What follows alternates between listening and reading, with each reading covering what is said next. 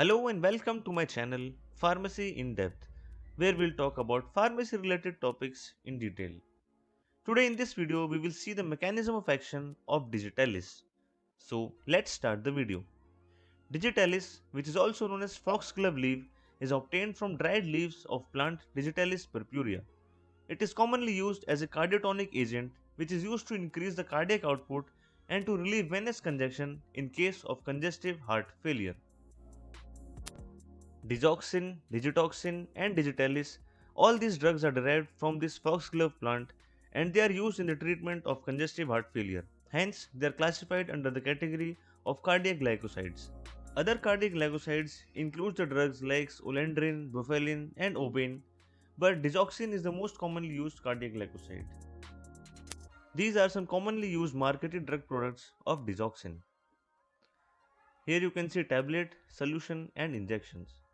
Now, in congestive heart failure, the contractility of cardiac muscles is reduced, as a result of which the heart is unable to meet the body requirement of blood. Now, let's see how these drugs help to increase the contractility of heart muscles.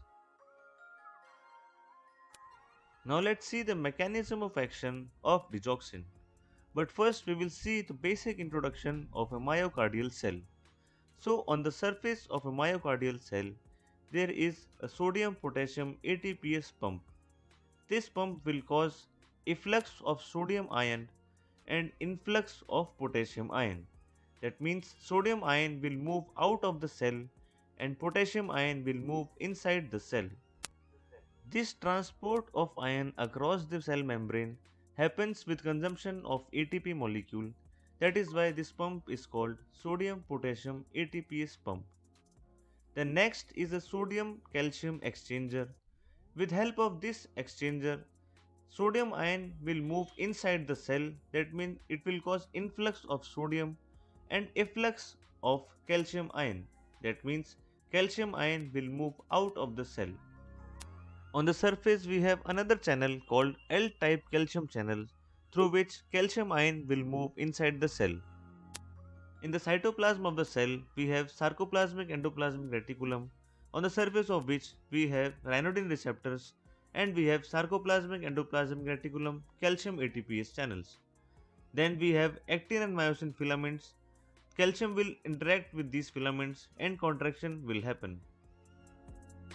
As the impulse passes along the cell membrane during normal systolic condition, the L-type calcium channel present on the cell membrane opens up, leading to influx of calcium ions.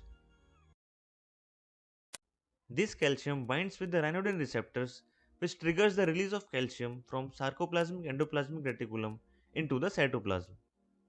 This concentration of calcium in the cytoplasm interacts with actin and myosin filaments, leading to the contraction of cardiac muscles, which causes normal systole.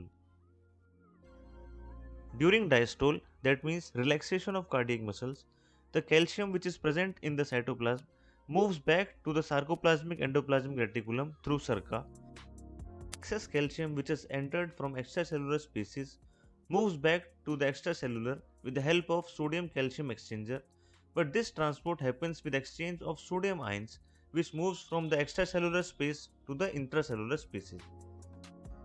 Leads to an increase in sodium ion concentration inside the cell, but the excess quantity of sodium ion is transported to the extracellular species with the help of sodium-potassium ATPase pump in exchange of potassium ion which moves from extracellular species to the cytoplasm.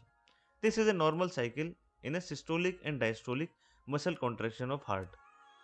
In congestive heart failure, the contractibility of actin and myosin filaments is reduced. Now let's see how digoxin helps in recovering the contractibility of actin and myosin filaments.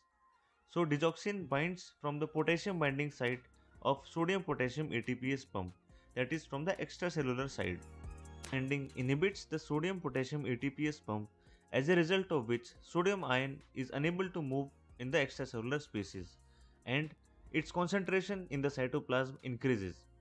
Now the sodium from sodium calcium exchanger is moving against the concentration gradient, as a result of which this channel also gets blocked and calcium ion is unable to move from the cytoplasm to the extracellular spaces.